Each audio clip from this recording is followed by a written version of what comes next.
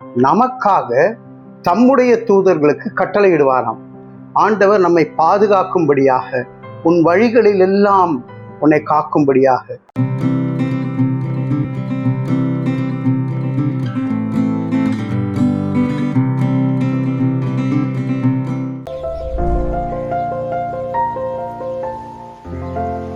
பிரியமானவர்களே, சங்கீதம் 91:11 வசனத்திலே, உன் வழிகளில் எல்லாம் உன்னை காக்கும்படி உனக்காக தம்முடைய தூதர்களை கட்டளையிடுவார். நமக்காக தம்முடைய தூதர்களுக்கு கட்டளையிடுவாராம். ஆண்டவர் நம்மை பாதுகாக்கும்படியாக, உன் வழிகளில் எல்லாம் உன்னை காக்கும்படியாக. பிரியமானவர்களே, ஒரு முறை நான் சென்னையிலிருந்து பெங்களூர் போயிட்டு இருந்தேன்.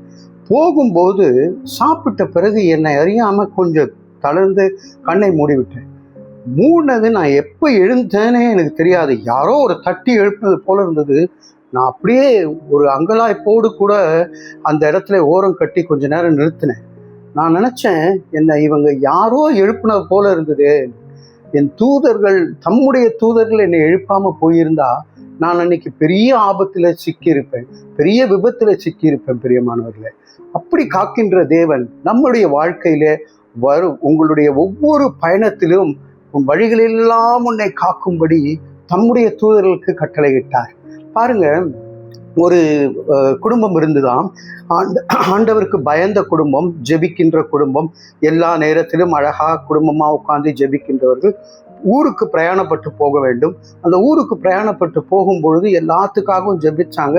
அவங்க வீட்டில் ஒரு வாழை தோட்டம் இருந்தது, வாழை மரம் இருந்தது, நல்லா கொலை விட்டு இருந்ததுனால ஐயோ இது யாரா பறிச்சுட்டு போயிட்டா நமக்கு எப்படின்னு.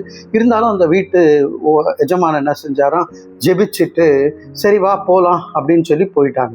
ஊருக்கு போயிட்டு திரும்பி பார்க்கும்போது அந்த வாழை குலையை யாரோ வெட்டி அந்த வாசல் அருகே வைத்திருக்கிறாங்க.